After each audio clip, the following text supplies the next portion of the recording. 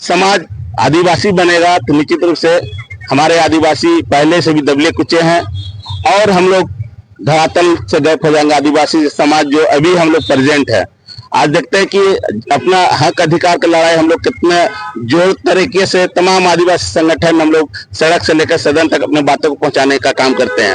उसी बीच में नमस्कार, इस वक्त हमारे साथ मौजूद हैं आदिवासी मूलवासी मंच के कार्यकारी अध्यक्ष सूरज टोप्पो जी।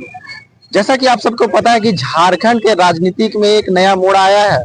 जेएलकेएम के नेत्री निशा भगत 6 वर्षों के लिए निष्कासित की गई है।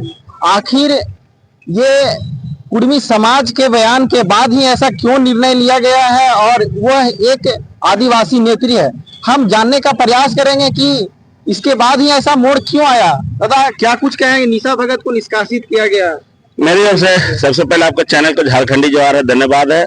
देखिए, लंबे समय से कुर्मी समाज का प्रयास है अपने बातों, अपने हक अधिकार को लेकर, हम कहें तो सीधा तौर पर आदिवासी सूची में शामिल होने का बहुत जोर शोर से कुर्मी समाज अपने आवाज को बुलंद किया है। आपके चैनल के माध्यम से हम बताना चाहते हैं कि देखिए, सबको अधिकार है, संविधान ने अधिकार दिया अपने बातों को रखने का, मगर जिस प्रकार से निशा भगत के मामले में निशा भगत कुछ बयान दे दिया मीडिया के माध्यम से कि आदिवासी समाज में कुर्मी को शामिल नहीं होने देंगे, क्योंकि उनका भावना हम बता सकते हैं कि जो भावना निशा भगत का है कि अपनी संस्कृति, परंपरा, जल जगल जमीन का जो बात है, इसी बात को लेकर उन्होंने मुखरता के साथ तमाम मीडिया को अवगत कराया था, क्योंकि आदिवासी समाज का परंपरा, पूजा, प्रगति सब अलग है और उसी बीच में कोई भी प्रेजेंट है। आज देखते हैं कि अपना हक अधिकार की लड़ाई हम लोग कितने जोर तरीके से तमाम आदिवासी संगठन हम लोग सड़क से लेकर सदन तक अपने बातों को पहुंचाने का काम करते हैं। उसी बीच में निशा भगत बयान देता है कि हमारे समाज में हम कुर्मी को शामिल नहीं होने देंगे। उसी को लेकर कुर्मी समाज में इतना खलबली मच गया कि निशा भगत जेलकेम से तुरंत 2 घंटे के अंदर उनको इस्तीफा सौंप दिया जाता है। और लेकिन इससे पहले भी उन्होंने एक क्रिश्चियन समाज के बारे में बयान दी थी, लेकिन उस टाइम नहीं निकाला गया। लेकिन जब महतो समाज और कुर्मी समाज के बारे में जब बोला गया है तो उन्हें निकाल दिया गया। क्या इसी से तो पता चल गया कि जेलकेम वाकई में कुर्मी पार्टी दर्शा दिया। हमको लगता है कि जिस प्रकार से विधायक जयराम महतो अपने पार्टी के केंद्रीय अध्यक्ष होने के नाते उन्हीं के अंदर में, उसी के लेटर पेड में, उसी के सिग्नेचर कर निशा भगत को 6 साल के लिए बैंड कर दिया गया पार्टियों से। पार्टी का किसी कार्यक्रम में शामिल नहीं हो सकती है, चुनाव नहीं लड़ सकती है। तो मेरा कहना है, साफ से पूछना है कि दोहरा नीति क्यों?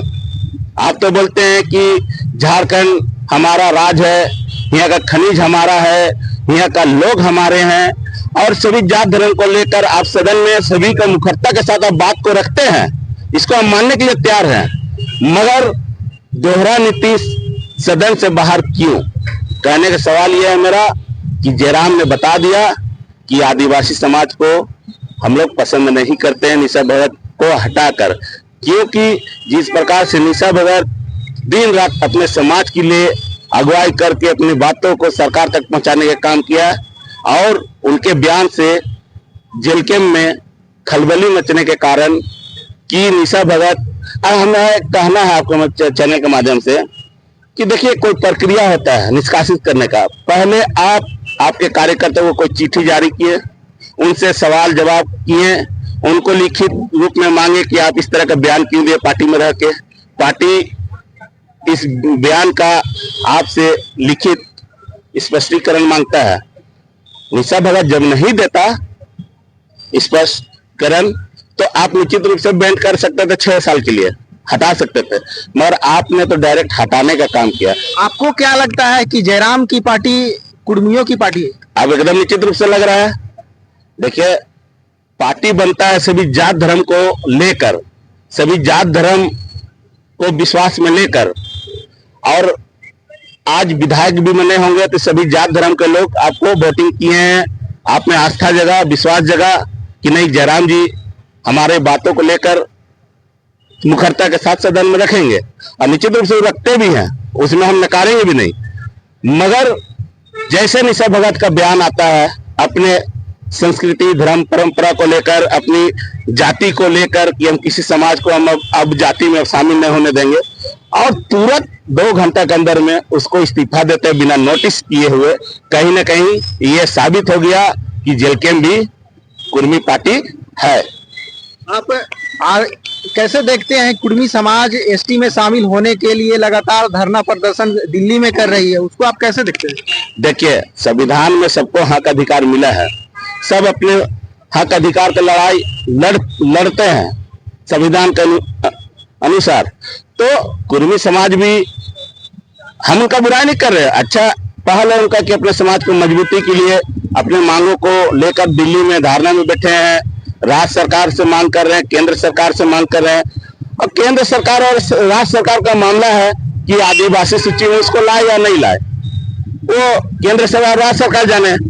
मगर आपके जुझारू कार्यकर्ता झारखंड के दक्षिणी छोटा नागपुर में आपका पार्टी का परचम लहराने के लिए दिन रात काम कर रही है, ऐसे व्यक्ति अपने जात धर्म को संगठन को मजबूत करने के लिए और अपने धर्म संस्कृति को बचाने के लिए कोई बयान दे देते हैं, आनंद फानंद में आप 2 घंटे के अंदर में उसको इस्तीफा दे देते हैं बिना सूचना दिए हुए।